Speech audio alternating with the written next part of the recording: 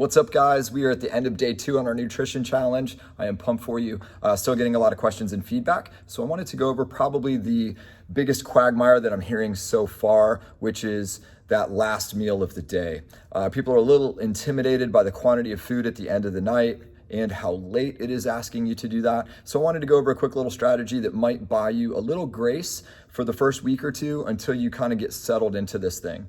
My prediction, though, is after a couple weeks, you'll actually start looking forward to that bigger meal.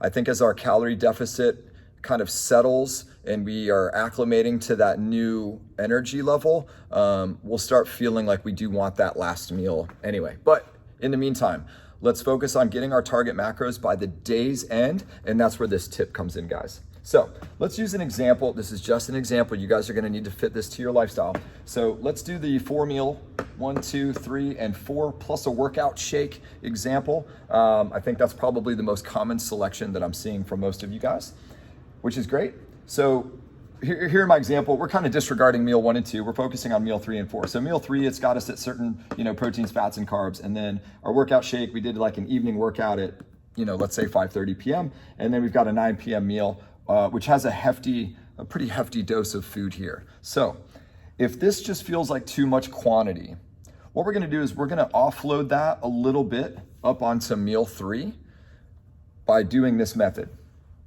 So what I want you guys to do is basically combine macros. So let's take our proteins. We're gonna take our 35 grams from this meal and our 50 grams from this meal. Let's add those up. What do we get? 85. Let's do the same thing for fats. We're at 70 grams total. And for carbs, we're at 90 grams total. So now let's just divide that evenly over the 2 meals. So 85 divided by 2 is 42.5 grams.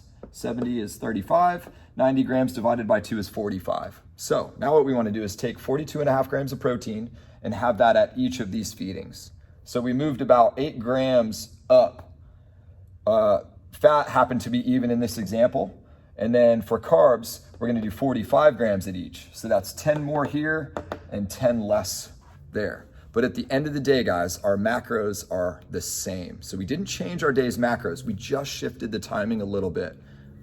So you could do this for any 2 of the meals. Maybe you're having trouble with breakfast and you need to merge that with these first 2 meals. Or maybe it's the middle 2 because you don't have 2 times to eat during the workday. Whatever the case might be, guys. Change your timing just a little bit. Now, obviously this isn't optimal based on what they are telling us to do, but us adjusting our timing a little bit is far superior to us not hitting our macros. So I think our target macros is by far the more relevant goal to meet versus struggling with the timing, okay? But do expect and plan on a little evolution here, and I hope that we all get a little bit better at meeting the timing component of the system. So modify this as needed, guys. Try to hit those target macros at the end of the day. We're shooting to eat within 45 minutes of the time that's assigned to that, but don't lose any sleep over it, guys. Do the best you can. Let's see what you can come up with for 8 weeks. You can do this.